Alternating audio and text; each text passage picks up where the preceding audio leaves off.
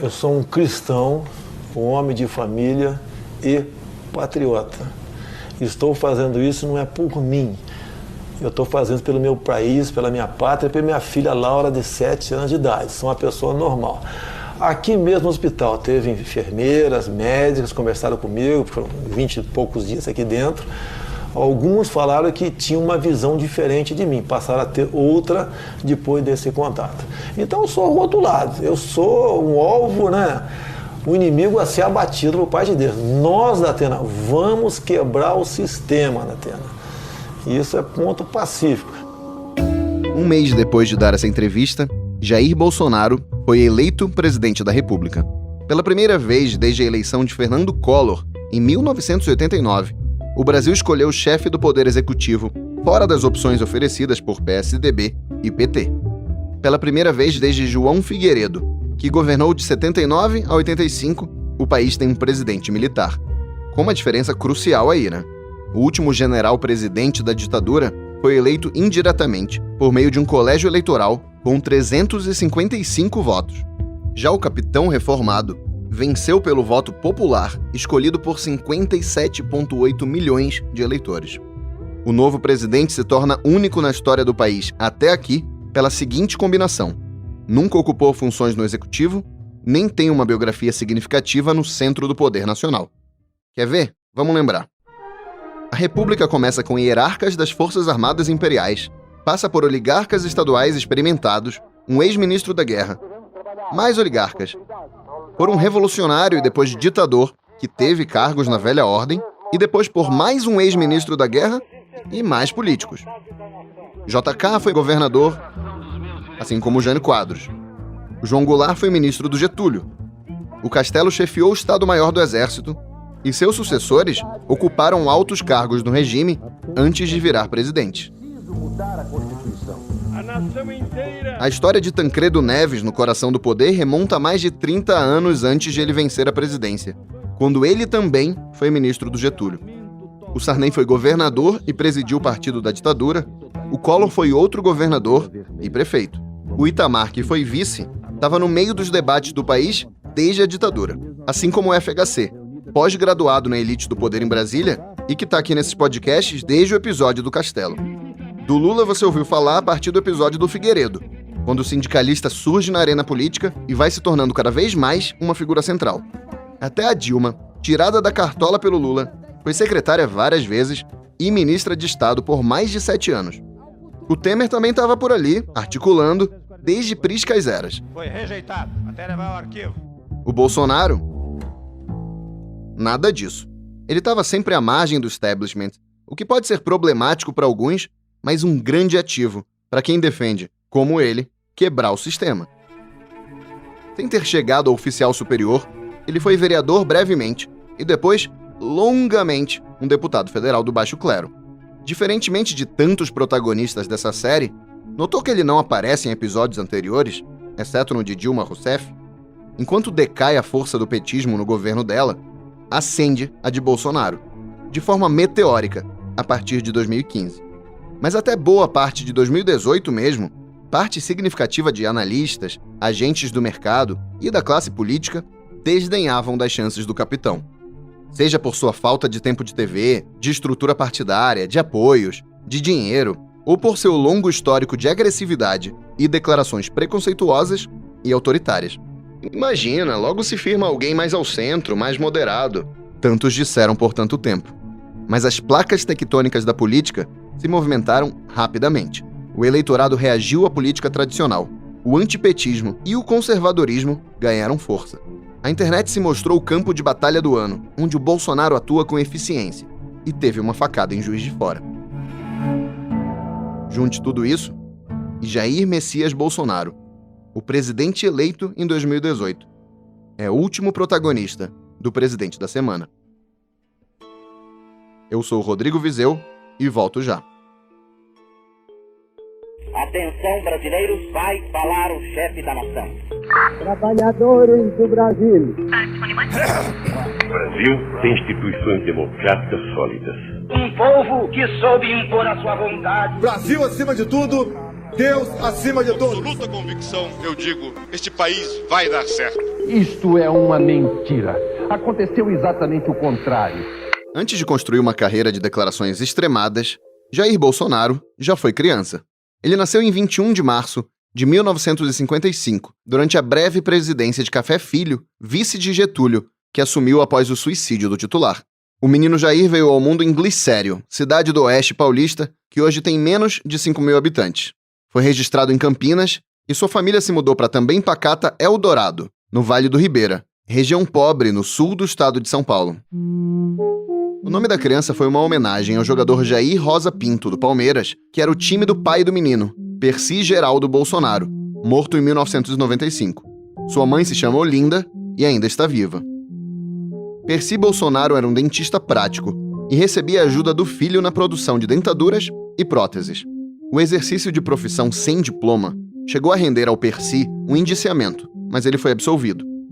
Segundo o jornal O Globo, o dentista também foi fichado e monitorado pelo regime militar, que registrou sua participação política a nível local no MDB, o partido de oposição consentida à ditadura. Jair Bolsonaro tem ascendência italiana e alemã, segundo ele, com um antepassado que lutou na Segunda Guerra Mundial. Apesar de meu bisavô ser alemão e ter sido soldado de Hitler, ele não tinha opção, ou era soldado ou era paredão. Foi ser soldado. Graças a Deus ele perdeu a guerra, mas ele me contou muitas histórias que eu não vou falar aqui agora. A relação entre Percy e Jair era difícil, e o filho já contou que não conversava com o pai até seus 28 anos. O Percy bebia muito e brigava em casa. Segundo o filho, um dia ele notou que não ia mudar o pai e decidiu pagar uma pinga para ele. Aí eles se tornaram amigos. A vida do àquela altura adolescente Bolsonaro ia começar a se definir quando ele meio que atravessa com um personagem importante da história do país. Em 1970, em pleno governo Médici, o líder guerrilheiro Carlos Lamarca foi montar uma base de treinamento justamente ali, no Vale do Ribeira. Atrás dele foi o exército. E Jair e outros garotos da região passaram a colaborar com os militares para localizar o grupo do Lamarca na mata. Não rolou e o Lamarca só foi pego e morto em 71, na Bahia. Mas aquela emoção toda, de 1970, fisgou o menino magricela do Vale do Ribeira. E Jair Bolsonaro decidiu entrar no exército para seguir carreira. Depois de fazer um curso por correspondência de técnico eletricista, o Bolsonaro ingressou na Academia Militar das Agulhas Negras, em Resende, no interior do Rio, a escola que forma os oficiais brasileiros. Ele se formou em 77, durante o governo Geisel. Pela cor e pelo 1,85 de altura, ele ganhou o apelido de Palmito, branco e alongado. Pelo porte atlético, ele tinha outro apelido, Cavalão. O Bolsonaro se especializou em paraquedismo, serviu no Rio e em Mato Grosso do Sul e também cursou a Escola de Educação Física do Exército. Ele se casou com sua primeira mulher, Rogéria, e com ela teve seus 3 filhos que hoje estão na política, Flávio, Carlos e Eduardo. Segundo uma ficha de informações produzida em 83 pelo Exército, o então tenente Bolsonaro, com 28 anos, deu mostras de maturidade ao ser atraído por empreendimento de garimpo de ouro. Necessita ser colocado em funções que exijam esforço e dedicação, a fim de reorientar sua carreira. Deu demonstrações de excessiva ambição em realizar-se financeira e economicamente. Um superior coronel também definiria o jovem militar como alguém que tinha permanentemente a intenção de liderar os oficiais subalternos, no qual foi sempre repelido, tanto em razão do tratamento agressivo dispensado a seus camaradas, como pela falta de lógica, racionalidade e equilíbrio na apresentação de seus argumentos. Com essa avaliação, sabe-se lá até onde Bolsonaro chegaria na carreira militar.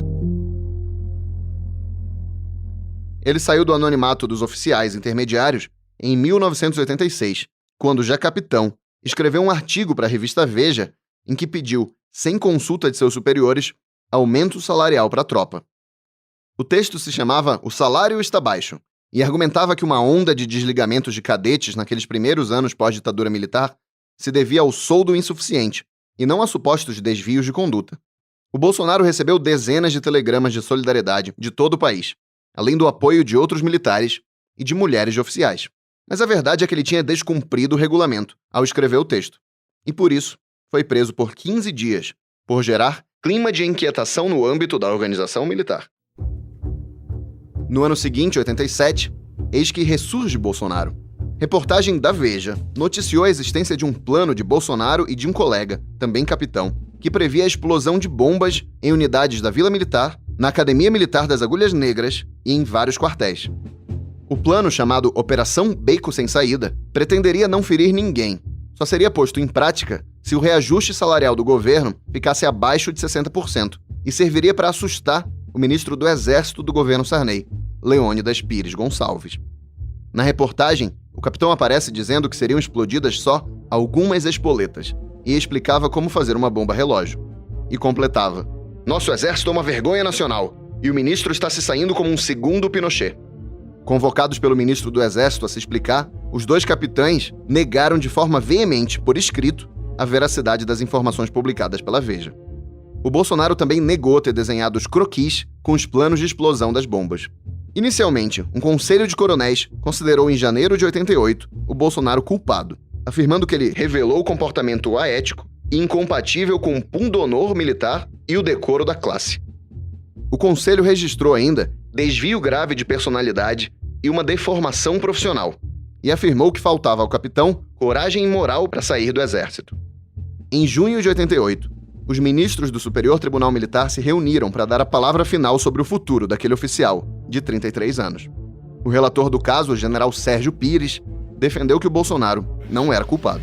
Considerando que não há qualquer prova nos autos estabelecendo relação entre a publicação deste artigo e os fatos ocorridos mais de um ano depois, que serão apreciados a seguir, e que o justificante já foi punido disciplinarmente pela presente acusação, o ministro José Luiz Clerô foi na direção oposta.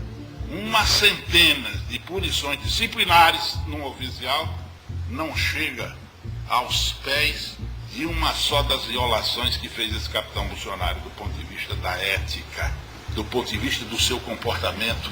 É indiscutível que esses fatos ocorreram, não tem dúvida.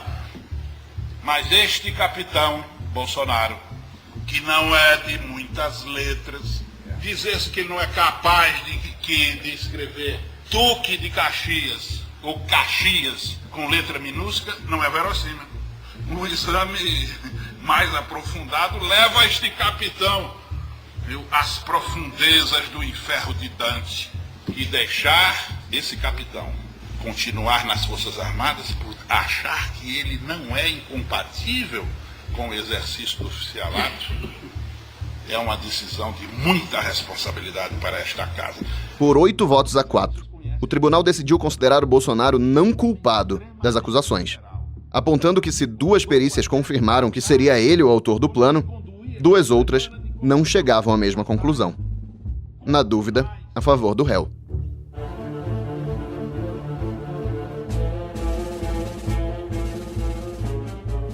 Naquela altura não importava já muito as decisões da justiça, porque o Bolsonaro já tinha virado uma mini-celebridade no meio militar e se lançou candidato a vereador do Rio pelo PDC, o Partido Democrata Cristão, tendo assim sido colega de José Maria Imael, que por acaso nessa eleição agora apoiou Fernando Haddad no segundo turno. O Bolsonaro foi eleito em novembro de 88, recebeu os parabéns do ex-presidente João Figueiredo e do ex-chefe do SNI, Newton Cruz. Desse jeito, depois de 2 anos de crises públicas com seus superiores, ele ingressa na política e é, no fim das contas, excluído do serviço ativo do Exército, entrando para a reserva. Ele se tornou o capitão reformado, que é até hoje. Após a vitória nas urnas, o Bolsonaro disse ao Jornal do Brasil que seu grande sonho era ser deputado federal, e comemorou. "Não gosto da ideia de sair do Exército, mas pelo menos estou ganhando liberdade para expressar o que eu penso." Como vereador, ele teve entre seus feitos apoiar publicamente, já em fevereiro de 89, a candidatura presidencial de Fernando Collor de Mello. Da Câmara Municipal, o Bolsonaro seguiu para a federal, ao realizar o sonho de se eleger deputado em 90 e tomar posse em fevereiro de 91. Era o começo de uma trajetória ininterrupta de mais de 27 anos, ao longo de 7 mandatos. 440 deputados presentes ao plenário. A votação deve começar por volta de 5 horas. Apesar do apoio lá atrás, em 89, o jovem democrata cristão de 37 anos votou com a maioria de seus colegas deputados a favor da abertura do processo de impeachment de Collor, em 92. Jair Bolsonaro. representando e expressando também a vontade dos militares, que são povo, voto sim. Jair Bolsonaro, sim, 160. Em 93, o PDC do Bolsonaro se fundiu ao PDS, sigla herdeira da Arena, pró-ditadura, e os dois formaram o PPR, Partido Progressista Reformador, sob grande influência do então prefeito de São Paulo, o Paulo Maluf. Nos anos seguintes, o PPR ia virar PPB e depois PP. Na maior parte dos anos, o Bolsonaro ia se manter nesse partido, embora tenha tido passagens pelo PTB e pelo PFL.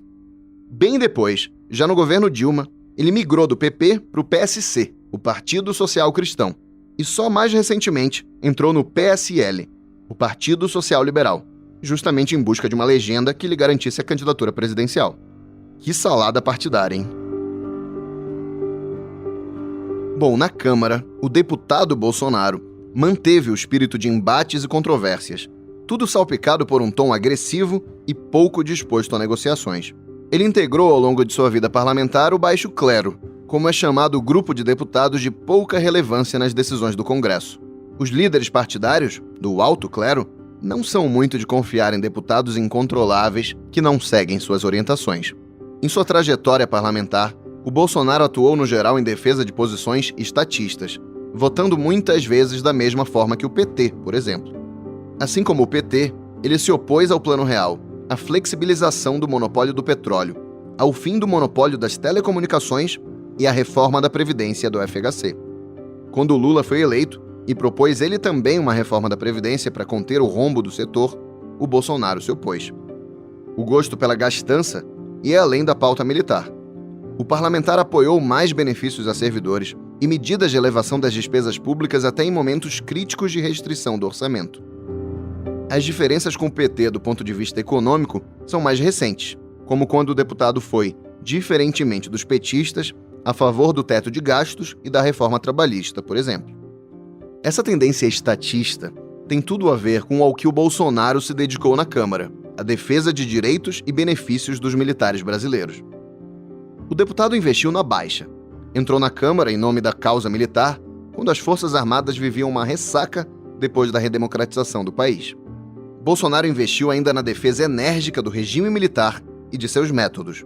Ao longo de anos e anos, e até recentemente, ele era no geral ignorado ou no máximo chocava um aqui e outro ali, que paravam para ouvi-lo quando dizia esse tipo de coisa. Eu sou favorável à tortura, tu sabe disso. E o povo é favorável a isso também. Se você fosse hoje o presidente da República, você fecharia o Congresso Nacional? Não há a menor dúvida, daria golpe no mesmo dia. No mesmo dia. Não funciona. E tenho certeza que pelo menos 90% da população ia fazer festa e bater pau. Não vai falar de ditadura militar aqui.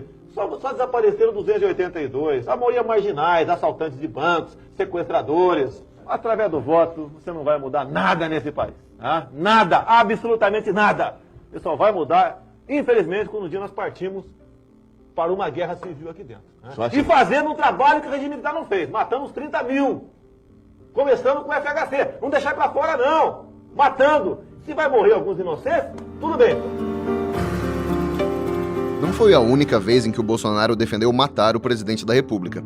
Em outra oportunidade, ele defendeu fuzilar o Fernando Henrique. Presidente Fernando Henrique, você sugeriu fuzilamento dele. E você acha graça numa barbaridade dessa, deputado? Não é barbaridade é privatizar, por exemplo, a Vale do Rio Doce, como ele fez. É privatizar as telecomunicações. É entregar nossas reservas petrolíferas para o capital externo. Se eu não peço o fuzilamento de Pedro Cardoso, ele jamais estaria me entrevistando aqui agora. Num país sério, o que ele fez com as privatizações aqui, com toda certeza que ele ia para aquele lugar lá. Chegava lá, pá! Ah, tranquilamente. Olha, eu conversei aqui com o...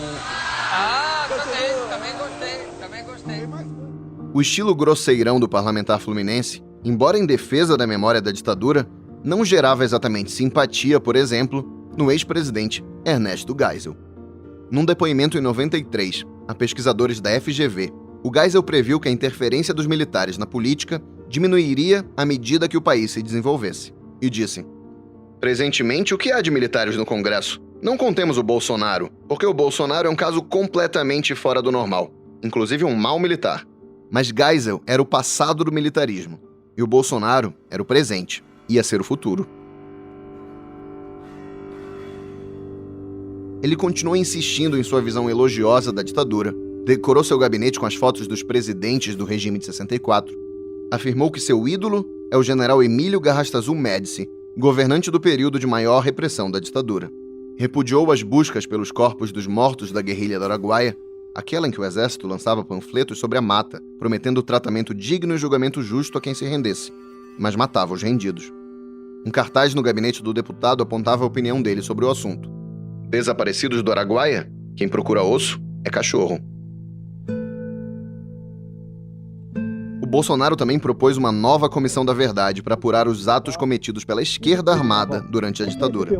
Nós temos militares que conversam comigo que querem colaborar com a verdade e não com essa farsa que está aqui. E não é apenas esse artigo.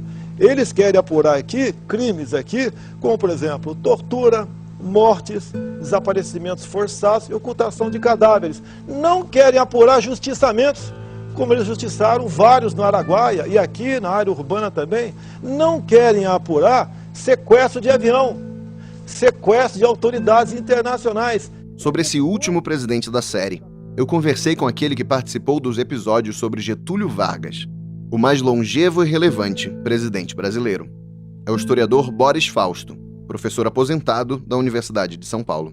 A tentativa de reescrever o passado não tem acontecido muito no Brasil. Falando de Revolução de 30, por exemplo, para ficar num assunto já distante.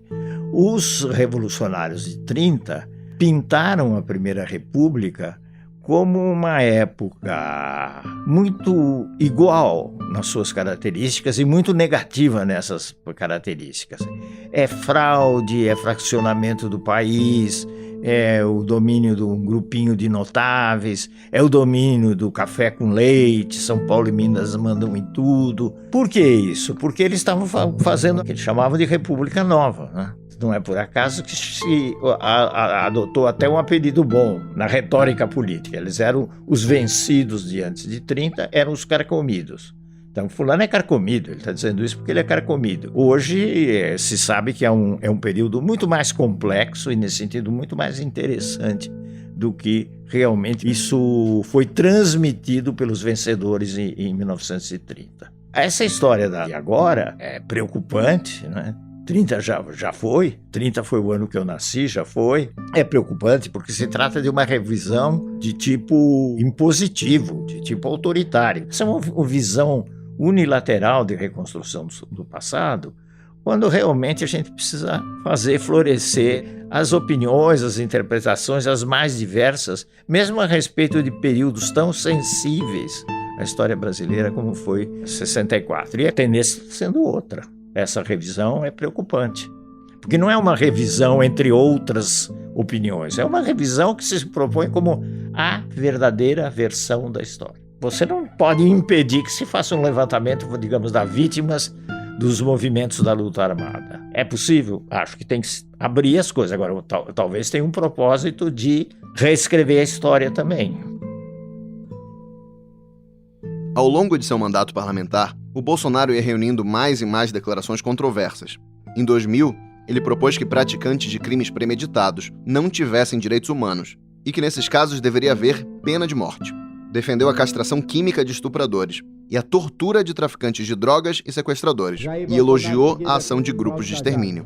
Senhor presidente, desde que a política de direitos humanos chegou em nosso país, cresceu, se avolumou e passou a ocupar grandes espaços nos jornais, a violência só aumentou. A marginalidade cada vez mais tem se visto mais à vontade, tem de vista esses neo-advogados para defendê-los. Dizer aos companheiros da Bahia, que agora há pouco vi um parlamentar criticar aqui os grupos de extermínios, enquanto o Estado não tiver coragem para adotar a pena de morte, esses grupos de extermínio, no meu entender, são muito bem-vindos. E se não tiver espaço na Bahia, pode ir para o Rio de Janeiro. Se depender de mim, terão todo o apoio. Porque no Rio de Janeiro, senhor presidente, só as pessoas inocentes são dizimadas.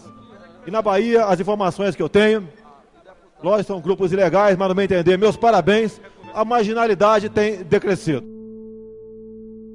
Numa crítica aos programas de distribuição de renda do governo, ele também propôs uma política rígida de controle de natalidade no país.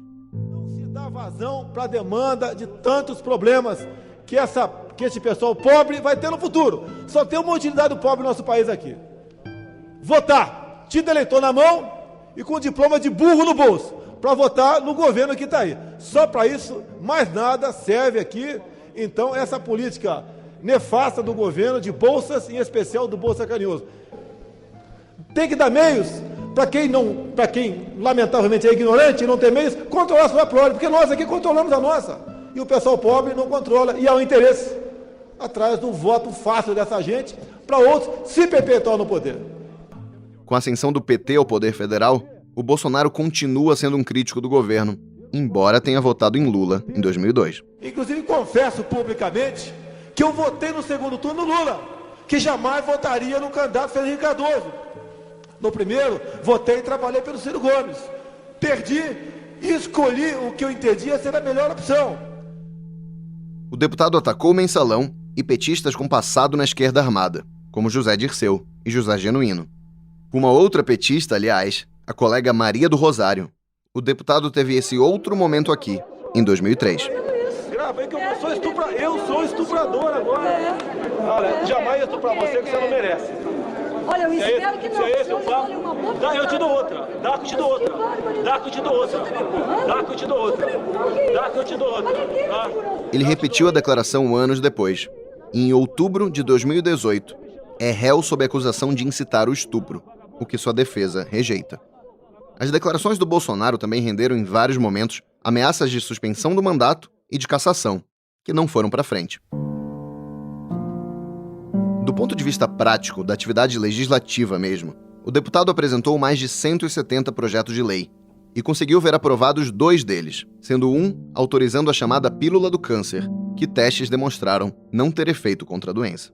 Também foi aprovada uma emenda à Constituição de sua autoria sobre o voto impresso, que acabou barrado pelo Supremo. O Bolsonaro costuma dizer que se pouco conseguiu aprovar, ao menos evitou que projetos ruins fossem para frente. Uma dessas atividades de trincheira serviu para catapultar o Bolsonaro das profundezas do baixo clero em que ele habitou durante a maior parte de seus anos parlamentares. Corria o ano de 2011, começo do governo Dilma, e passou a ser discutido no Ministério da Educação, na época sob o comando do Fernando Haddad, a criação de um kit para combater a homofobia nas escolas. O negócio estava num estágio de elaboração, de debate, e um dos materiais produzidos dizia isso aqui. E foi copiando a lição de probabilidade que Leonardo teve um estalo. Por que precisaria decidir entre ficar só com garotas ou só com garotos, se ele se interessava pelos dois? E gostando dos dois, a probabilidade de encontrar alguém por quem sentisse atração era quase 50% maior. Lá veio o Bolsonaro. Atenção, pais! Os seus filhos vão receber o ano que vem, na escola, um kit. Esse kit tem o título Combate à Homofobia, mas na verdade é um estímulo ao homossexualismo, é um incentivo à promiscuidade. Aquele deputado de uma nota só, ou melhor, de algumas poucas notas, começava a ver que tinha mais pautas para explorar. A esquerda, não só no Brasil, vinha investindo cada vez mais em temas de costumes, como liberalização das drogas, do aborto e do combate à homofobia.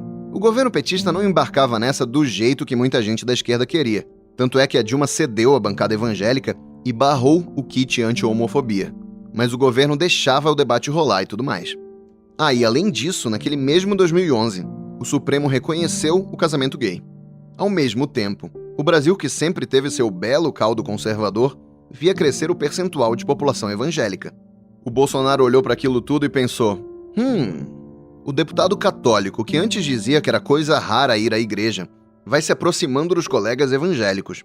Inclusive casou com sua atual mulher, Michele, numa cerimônia celebrada pelo pastor Silas Malafaia. Ali o Bolsonaro abraça de vez uma retórica contra as pautas LGBT. Ele disse preferir um filho morto no acidente do que aparecendo com um bigodudo por aí, entre outras declarações. E eu tenho imunidade para falar que sou homofóbico, sim, com muito orgulho. Não existe homofobia no Brasil. A maioria dos que morrem, 90% dos homossexuais que morrem, eles morrem em local de consumo de drogas, em local de prostituição. Você de casa contrataria um motorista gay para levar seu filho na escola? Tá na cara que não. Agora gostar de homossexual? Vai lá, ninguém gosta, ok? Ninguém gosta, a gente suporta. Assim, meio gayzinho, leva um couro, ele muda o comportamento dele. Homossexualismo, direito, vai queimar tua rosquinha quando tu bem entender, porra!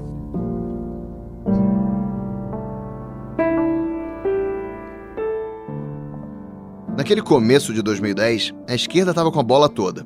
Poucos políticos arriscavam dizer que eram de direita, e o Bolsonaro viu ali um campo aberto. Já em 2009, ele disse à revista Isto É: "Eu me considero de extrema-direita, com muito orgulho."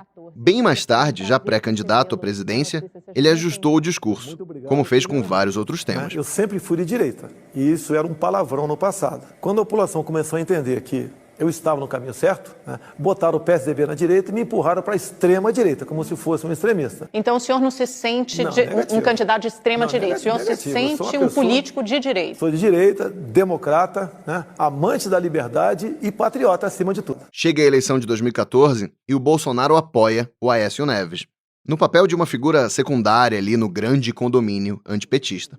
Mas ele já aparecia nos memes e vídeos cada vez mais populares, com a carinha dele montada ao lado do Aécio. Sem falar que a nova ênfase na pauta conservadora nos costumes rendeu frutos. Reeleito, o Bolsonaro foi o deputado mais votado do Rio, com mais de 460 mil votos, bem mais que seus resultados anteriores. Pesquisa Datafolha no fim de 2015 mostrava o Aécio liderando os cenários presidenciais em que aparecia, mas o deputado do PP fluminense aparecia ali, com entre 4% e 5% das intenções de voto. Nada mal para alguém do baixo clero, certo? Naquele 2015, com as ruas tomadas por manifestações antipetistas, o Bolsonaro já tinha se lançado em viagens pelo país, de olho numa candidatura presidencial que por muito tempo pouquíssima gente fora de seu círculo de apoiadores fanáticos acreditava. Além das viagens, o Bolsonaro mergulhava no admirável mundo novo dos memes, do YouTube, do WhatsApp e das redes sociais. E continuava a chocar, como em seu voto pelo impeachment de Dilma. Pela memória do coronel Carlos Alberto. Dá para sentir o clima e entender a estratégia dessa largada bolsonarista nessa viagem do deputado pelo Rio Grande do Norte, que a Folha acompanhou, em junho de 2017. É um exemplo de uma tática que se repetiu inúmeras vezes. O Bolsonaro anunciava nas redes que iria para uma cidade e era recebido com estardalhaço no aeroporto. Tudo isso sempre negando, sem negar tanto assim, ser candidato a presidente.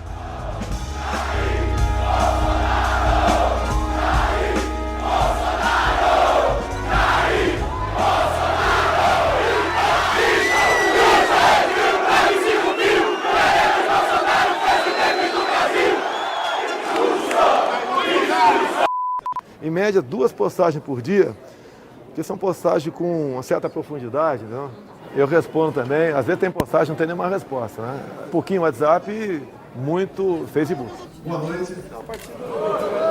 Eu nem tenho namorado. É uma satisfação estar aqui. Meus senhores, eu teria muito a falar, mas não estou em campanha, nem tenho um programa de governo. Afinal de contas, não sou candidato a nada. Eu tenho certeza que no ano que vem eu vou vestir a faixa.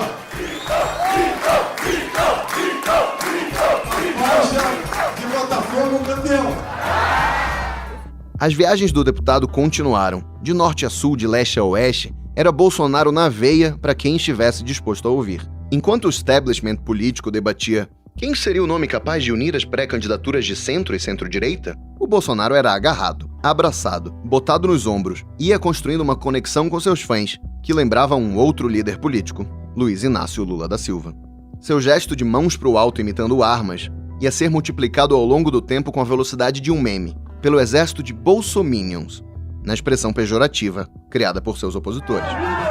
Tem que segurar as baorias. No que depender de mim, o agricultor, o homem do campo, vai apresentar como cartão de visita para o MST um cartucho 762.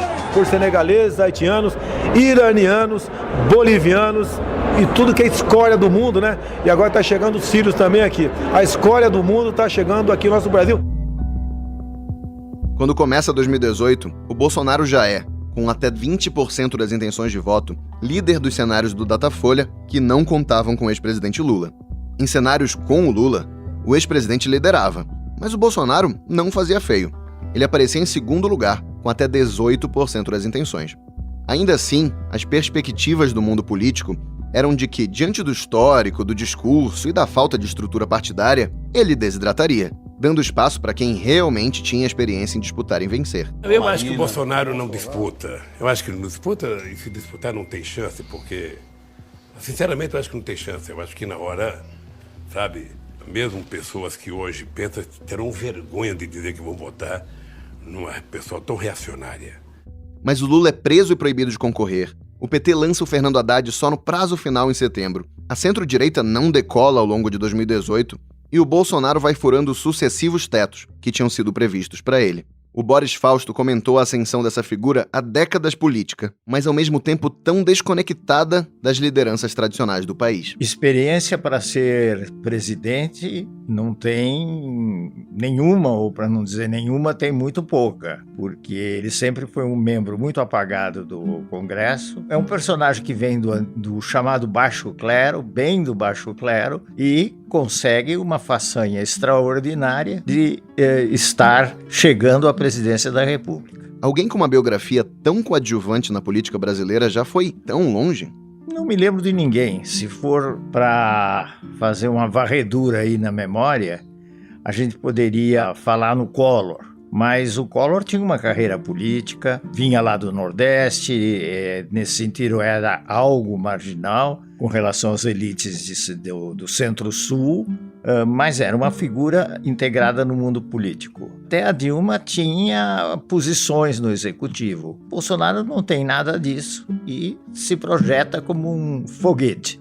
É curioso porque existem vários culpados. Primeiro, uma imensa crise de segurança que vive o país. Essa crise não é brincadeira. Isso gera um medo muito grande nas pessoas. E o medo, tal como a fome, não é bom conselheiro. Então essas propostas mirabolantes do Bolsonaro, em que as pessoas acreditam, é uma espécie de ato de quase que de desespero, escolhendo um candidato sem a qualificação para o cargo e mais ainda com as ideias que ele tem. O centro nunca entendeu, falando dos culpados. O PT desviou-se inteiramente da sua rota inicial, concorreu muito para que nós chegássemos a uma situação de grande descrédito, concorreu muito para o antipetismo, que foi um fator quase que essencial, eu diria, na vitória do Bolsonaro. O sentimento, não sei quem é esse sujeito, eu não gosto desse sujeito, mas eu sei quem é o PT e PT nunca mais.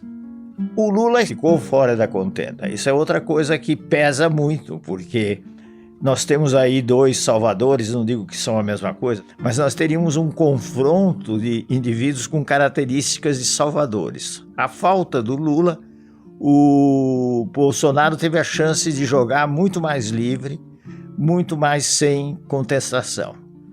Depois existe o peso dos evangélicos, que também é muito grande. Esse setor, que cresce cada vez mais, tem influído diretamente nas eleições e os pastores têm quase que direcionado o voto dos seus fiéis para determinados candidatos, sobretudo quando eles defendem supostamente a família e têm uma pauta anti-gay, anti-aborto e por aí vai. Eu já falei aqui que o Bolsonaro tem um talento para captar sentimentos que estão no ar. Nesse caso, eu não falo aqui de um sentimento popular, mas de uma antiga cobrança do mercado, do setor empresarial brasileiro. Um governo que reduza o tamanho do Estado e melhore as condições para se investir e empreender no país. Estava claro que havia uma candidatura competitiva à direita, no caso, bem à direita, mas que ainda era associada a valores da direita da época do regime militar, aquela coisa de Estado grande. Então o Bolsonaro se recolocou no mercado e foi ensaiando e eventualmente inaugurando um novo Bolsonaro do ponto de vista econômico. Admitia não entender de economia, mas prometia se cercar de uma equipe competente e, mais importante, uma equipe que prestasse continência ao credo liberal. Surgiu então o guru econômico do candidato, o Paulo Guedes, a quem o deputado chama de Posto Ipiranga. Com essa conversão liberal, o Bolsonaro vai progressivamente ganhando apoios no mercado financeiro e também no empresariado em geral, que passa a ver nele uma opção mais confiável que o PT, sobretudo após o caos orçamentário dos anos Dilma.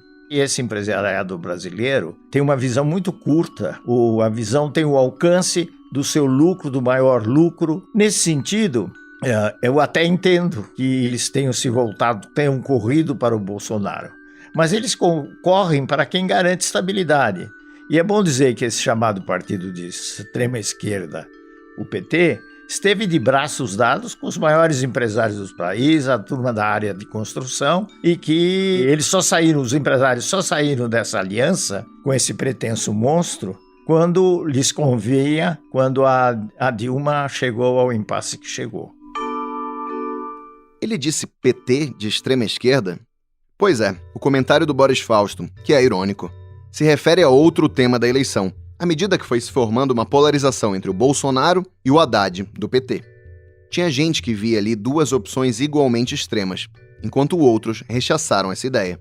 O PT não é extrema. Eu não acho que há dois extremos em luta. Eu acho que há a extrema-direita e o PT que não é extrema. Há outros partidos que são extremos, os que romperam com o PT, a gente do Boulos. Esse pessoal é extrema-esquerda.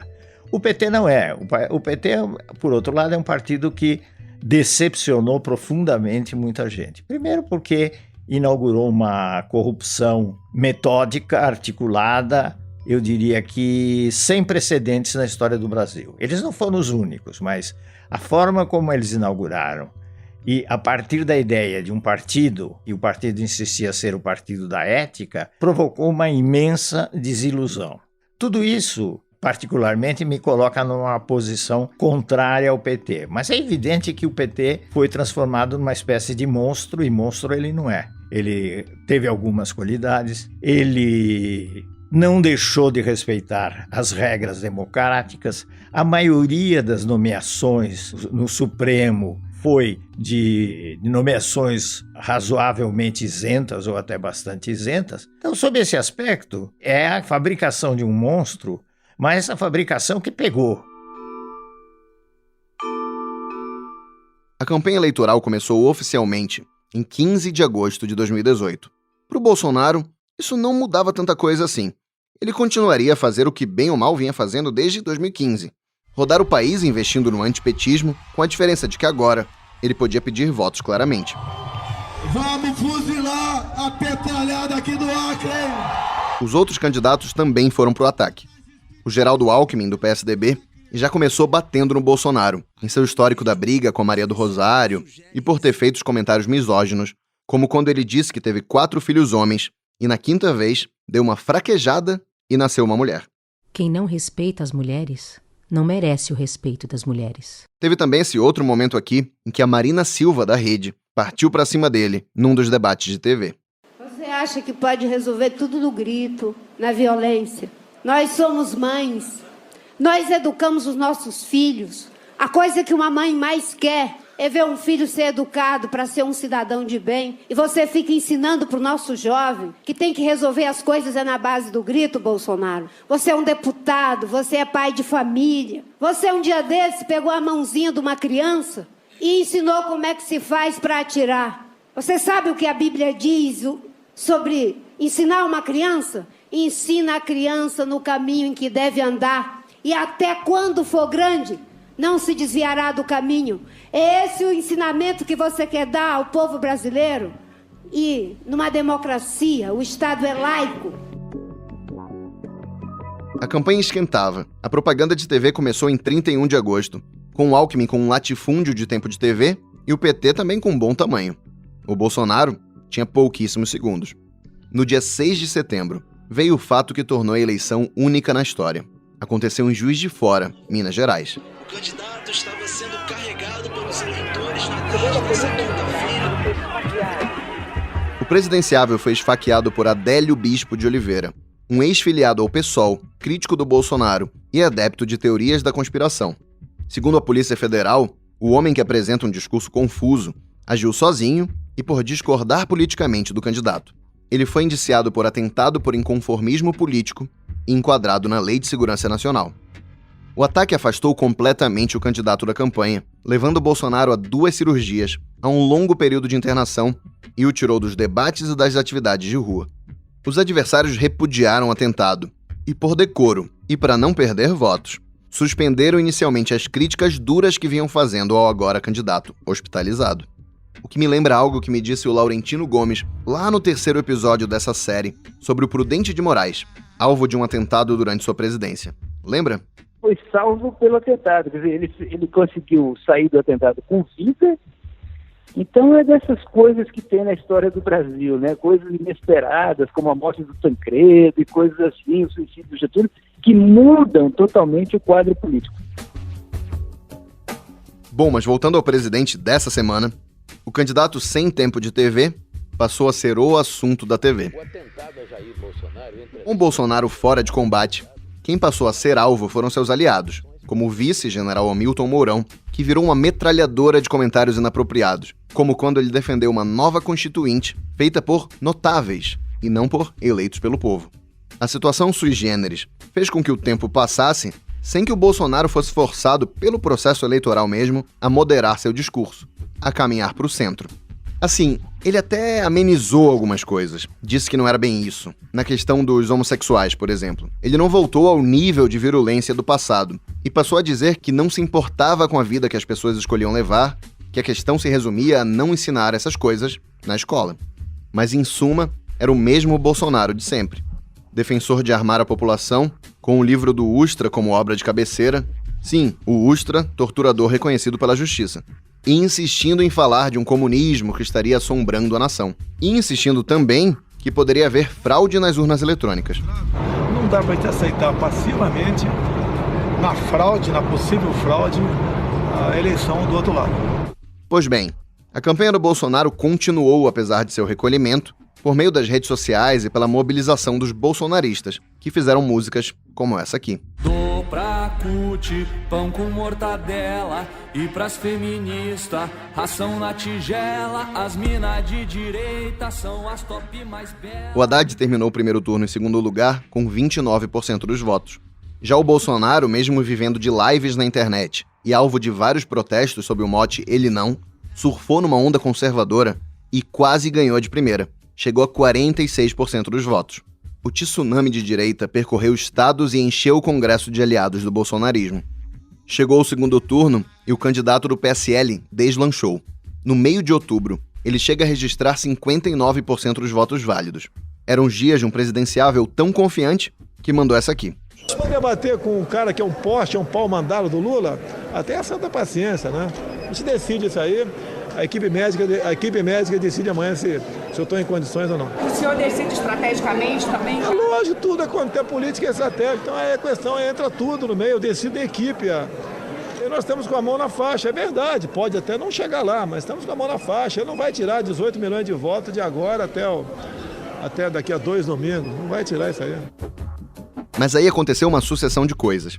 Em 18 de outubro, uma reportagem da Folha revelou que empresários estavam comprando pacotes de disparos em massa, de mensagens contra o PT, no WhatsApp. Uma prática ilegal por 2 razões. Por representar doação empresarial, o que não pode, e por não ser declarada. O candidato disse não ter controle sobre os apoios que recebia e passou a atacar duramente a Folha, no que foi seguido por seus aliados e muitos de seus apoiadores.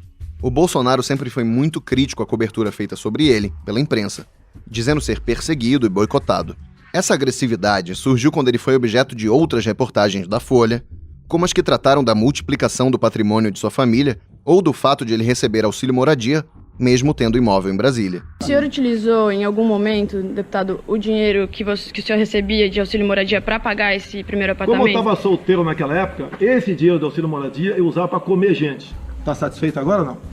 Você está satisfeito agora? Estou satisfeito com a sua resposta. Não, porque essa resposta que você merece. Ele também rechaçou uma reportagem da Veja, que detalhou o processo de separação de sua segunda mulher, que o acusou de furtar um cofre, ocultar bens e de ser agressivo. Ela, que concorreu a deputada com o sobrenome Bolsonaro e perdeu, voltou atrás das acusações e defendeu o ex-marido durante a campanha. Todo esse clima de animosidade contra a imprensa, e não só contra ela, surgiu num discurso do Bolsonaro transmitido num telão na Avenida Paulista, há uma semana do segundo turno. Essa turma, se quiser ficar aqui, vai ter que se colocar sob a lei de todos nós. Ou vão para fora, ou vão para cadeia. Esses marginais vermelhos serão banidos de nossa pátria. Vocês, petralhada, verão uma polícia civil e militar com retaguarda jurídica para fazer valer a lei no lombo de vocês. Bandidos do MST, sem mentiras, sem fake news, sem Folha de São Paulo. Queremos a imprensa livre, mas com responsabilidade. A Folha de São Paulo é o maior fake news do Brasil. Vocês não terão mais verba publicitária do governo. Imprensa livre. No mesmo dia do discurso da Paulista, repercutiu na internet outro vídeo, de julho, do filho do Bolsonaro, o deputado federal reeleito, Eduardo Bolsonaro. Cara, se quiser fechar o STF, sabe o que você faz? Você não manda nem um jipe, cara. Manda um soldado e um cabo. Não é querer desmerecer o soldado e o cabo, não. O vídeo foi repudiado pelo Haddad, por várias organizações e pelos ministros do Supremo. O Bolsonaro pediu desculpas e disse ter repreendido o filho. Além disso, na reta final da campanha, o PT intensificou as críticas ao líder nas pesquisas, evocando a defesa que ele fez da tortura e do coronel Ustra. Com tudo isso, os dias que antecederam a votação tiveram uma escalada de tensão, de difusão de notícias falsas, as fake news, e uma multiplicação de relatos de violência. Às vésperas do segundo turno, uma série de operações autorizadas pela Justiça Eleitoral para fiscalizar supostas propagandas irregulares dentro de universidades gerou mais reações e mais críticas. A sucessão de acontecimentos, no geral negativos para a candidatura Bolsonaro, reduziu a vantagem do candidato nos momentos finais da campanha. Os 59% viraram 56% e, por fim, 55% no Datafolha, mesmo o percentual saído das urnas no domingo, 28 de outubro. Às 7h21 da noite deste domingo, chega a informação de que Jair Bolsonaro está eleito presidente da República. Os 57,8 milhões de votos de Bolsonaro o tornaram o segundo brasileiro com mais votos numa eleição presidencial, atrás apenas dos 58,2 milhões de votos do Lula, em 2006. O petista Fernando Haddad obteve o apoio de 45% dos eleitores. Pela primeira vez em 20 anos, o PT perdeu uma eleição presidencial. Na noite de domingo, o presidente eleito discursou 2 vezes, pela internet e num pronunciamento à imprensa. Essa segunda fala começou com uma oração, puxada pelo senador e aliado bolsonarista Magno Malta. Senhor, meu Deus e meu Pai, nesse momento nós te somos agradecidos. O Bolsonaro falou em respeito à democracia e à Constituição, defendeu a redução do Estado e a preservação dos valores da família. E se me permite, eu gostaria de fazer a leitura do meu discurso da vitória. Conhecereis a verdade e a verdade vos libertará. Nunca estive sozinho, sempre senti a presença de Deus e a força do povo brasileiro.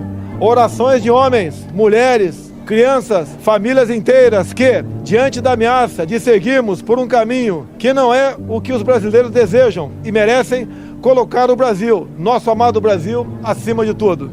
Faço de vocês minhas testemunhas de que esse governo será um defensor da Constituição, da democracia e da liberdade. Isso é uma promessa, não de um partido. Não é a palavra vã de um homem. É um juramento a Deus. Brasil acima de tudo, Deus acima de tudo. O presidente eleito recebeu os parabéns do presidente dos Estados Unidos, Donald Trump, a quem por tantas vezes o Bolsonaro se comparou e foi comparado, assim como ele é comparado a outros líderes de direita populista em ascensão pelo mundo. Eu quis saber do Boris Fausto o que ele espera do governo Bolsonaro e do país. Eu pessoalmente do candidato, eu não espero nada. Eu espero que outros setores da sociedade brasileira tenham força suficiente para acalmar esse homem e fazer com que nós tenhamos pelo menos um mandato de uma direita civilizada. Se isso vai acontecer, só com bola de cristal, embora eu tenha muitas dúvidas. E nós chegamos a uma situação em que os chefes militares da ativa, são uma referência de moderação a que nós temos que, sem dúvida nenhuma, considerar que nós temos de alguma maneira que apelar.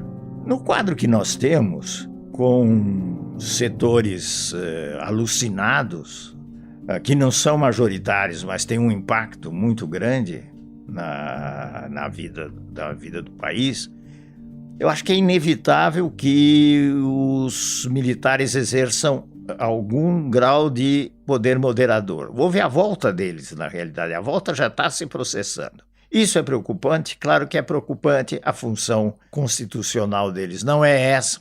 Mas, por outro lado, se eles conseguirem trazer em alguma medida, um certo equilíbrio, uma certa lógica de governo coerente, sem delírios, sem histerias, eles terão cumprido um papel. É um papel perigoso? É um papel perigoso. O risco de cair numa corrosão, digamos assim, da democracia, à la Turquia ou à la países da Europa Oriental, esse é um risco bastante grande. Quanto às instituições, duvido da capacidade do legislativo de ter um papel muito grande nisso. Acredito que o judiciário pode ter esse papel. Agora, dá para falar de um novo governo, de um novo presidente, com características fascistas, como acusaram boa parte dos adversários durante a campanha? Se a gente quiser falar em termos próprios, com um certo rigor acadêmico, uma pitadinha de uma análise mais acadêmica, não se pode falar que todo esse movimento pró-Bolsonaro seja fascista, menos ainda que os eleitores dele, em sua imensa maioria, sejam fascistas. Mas ele não sai melhor na foto por causa disso. É constatar que o fascismo tem como perspectiva a reformulação de toda a sociedade, um domínio de todas as instâncias da sociedade de uma forma total, daí ser chamado de totalitarismo, a existência de um partido ou de um Estado que encaminhe todas essas coisas, e não vejo no Brasil condições para isso. Agora, estamos embarcando numa situação autoritária. O meu receio é que se naturalize essa situação, que se torne normal as coisas que vêm acontecendo no decorrer da campanha. Ninguém ofendia ministros do Supremo tão abertamente dessa forma. Ninguém falava dos adversários como bandidos vermelhos, coisas que tais, que eles não são isso. Então eu tenho medo que isso se naturalize e nós cheguemos, pelas características do governo, dos seus integrantes, pela crise, tudo isso, nós chegamos a uma situação autoritária. Bom, a vitória do Bolsonaro representa uma reviravolta no sistema político brasileiro. Uma coisa que me faz pensar, em termos de trocas de cadeiras históricas, e com todas as devidas ressalvas, no 1930, do Getúlio Vargas, e no 1964, dos militares. Mas com uma baita diferença, porque dessa vez o sistema foi virado de cabeça para baixo dentro do voto, seguindo as regras do jogo democrático.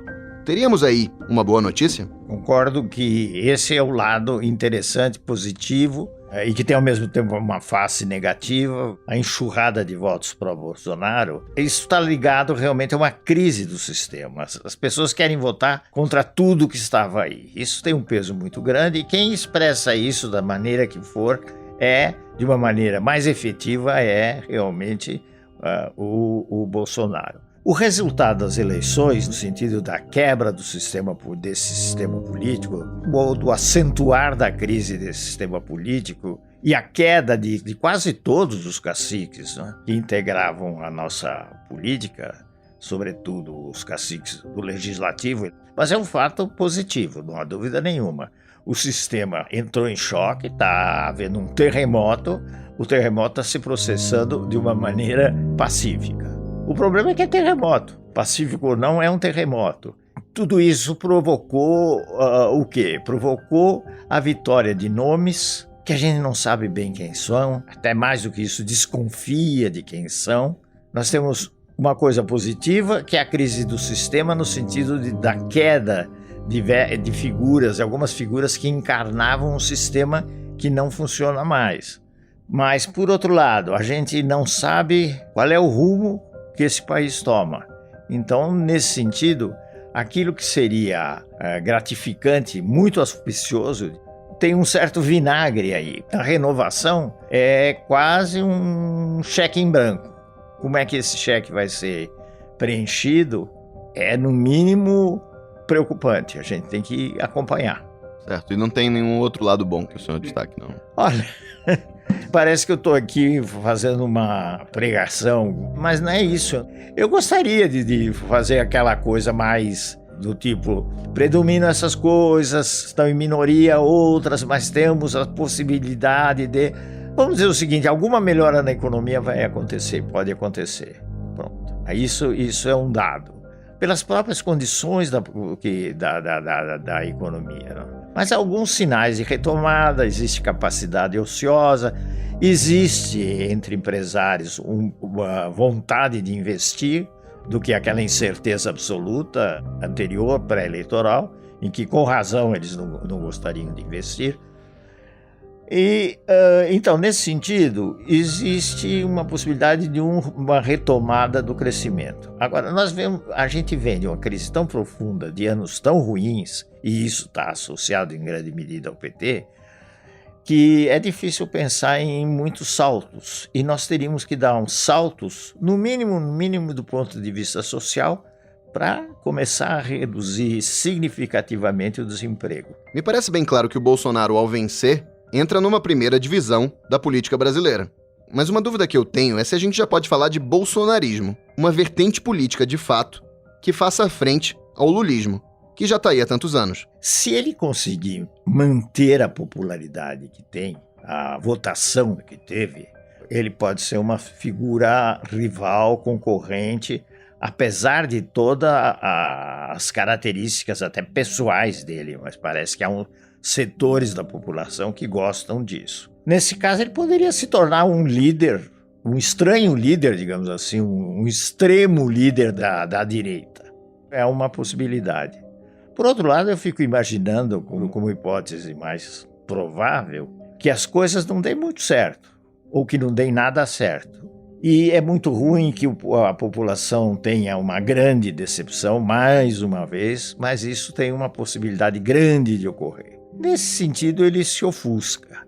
Agora, tem que se comparar tudo isso com o destino do Lula. O que vai se manter? O prestígio do Lula, que tinha um percentual de votação, quando se cogitava da sua candidatura, tinha um percentual muito alto. Uma coisa é certa, o Lula que transferia votos já não transfere tanto assim. E para concluir, dá para ver na vitória do Bolsonaro ecos de outros momentos da história brasileira, que é, afinal de contas, o tema desse podcast? A comparação com o passado tem um problema. Não é que não deva ser feita, deve ser feita, mas é que ela tem sempre um problema quando se quer colar muito no passado. A história se repete, a história não se repete. Então sempre tem diferenças profundas, mesmo quando ocorrem coisas que possam ter alguma semelhança. A semelhança é a aparição de uma figura salvadora que centra num objetivo e que faz com que a população, uma grande massa de eleitores, aceitem como válido aquele objetivo. O Jânio pegava as coisas pelo lado da corrupção, a vassoura. O que é que ele fez? Ele insistiu nessa tecla de varrer a corrupção, e a esquerda ou os nacionalistas que apoiaram o general Lott, naquela ocasião, não perceberam que o tema da corrupção era um tema que tinha muita eficácia. O Collor também saltou de paraquedas com a história dos Marajás. Isso pegou muito. Nesse sentido tem uma semelhança, porque qual é o alvo do Bolsonaro? O alvo principal do Bolsonaro é um alvo mais expressamente político, que é o anti-PT. O PT é o mal supremo, o PT é o demônio, e eu vou liquidar o demônio. Então, nesse sentido, existe uma semelhança. Eu diria que há coisas da história que sim, que repetem, e elas se repetem porque são características mais de longa duração na vida de um país. Vamos pegar o Brasil para concretizar isso. A tendência forte ao autoritarismo, ao homem salvador, que então a gente projeta para o passado em situações do passado. Por que a gente pode falar que a história se repete nesse nível? Primeiro, se repete em circunstâncias bem diversas, mas, por outro lado, há uma repetição no sentido de que há uma tradição forte, autoritária no país, que ressurge em situações de profunda crise, e é isso que nós estamos vivendo.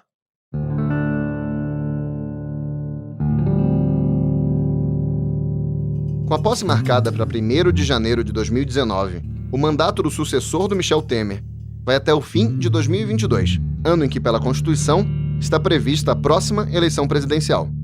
Durante a campanha, o agora presidente eleito propôs o fim da reeleição, com a regra já valendo para si próprio. Se ele cumprir a promessa e a proposta passar no Congresso, E se tudo ocorrer dentro do script, sem impeachment ou outras ocorrências, em 1º de janeiro de 2023, o presidente Jair Bolsonaro passará a faixa a seu sucessor.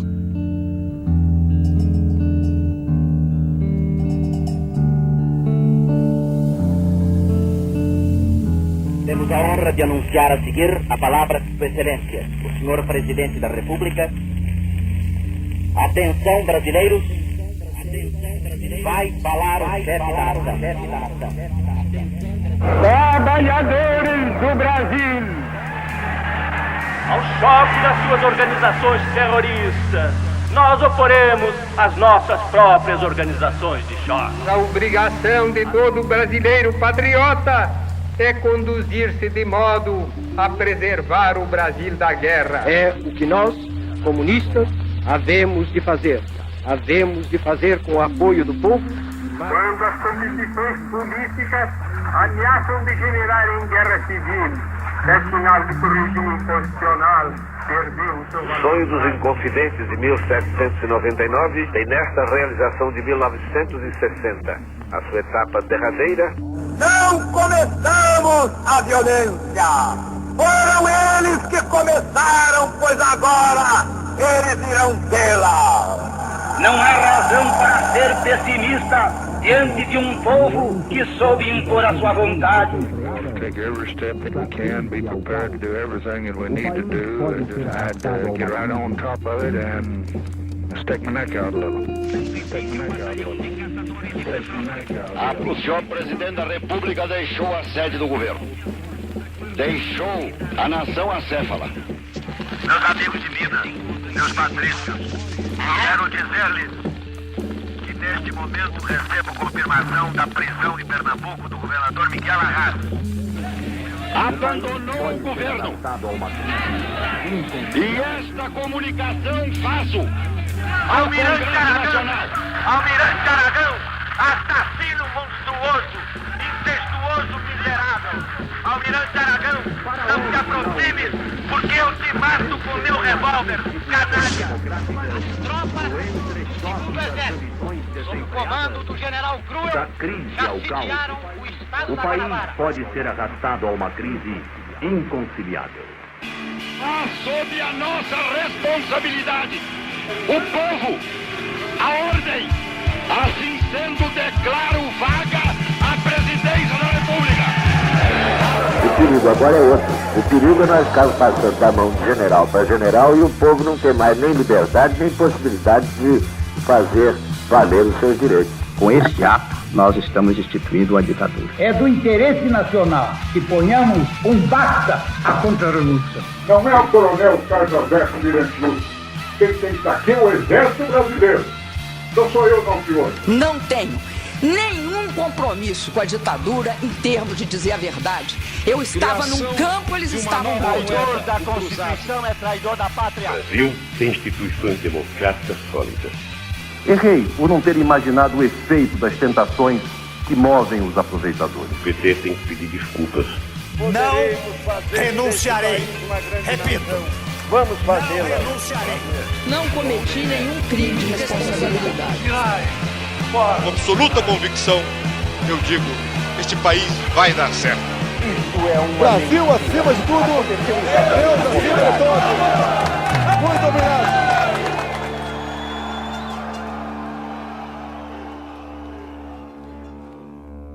Que Deus tenha misericórdia dessa nação. Eu sou o Rodrigo Vizeu e fiz a pesquisa, produção e apresentação desse podcast. O Vitor Parolin fez a direção de som e a edição de som. Eu agradeço a todos os historiadores, cientistas políticos, economistas e jornalistas que participaram do Presidente da Semana.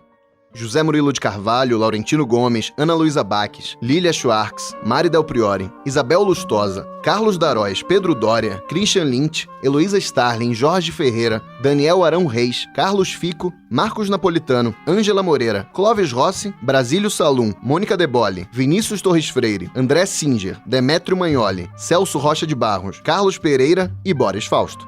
Agradeço a meus colegas de Folha, que emprestaram suas vozes aos presidentes e outras figuras da época em que não existiam vozes gravadas.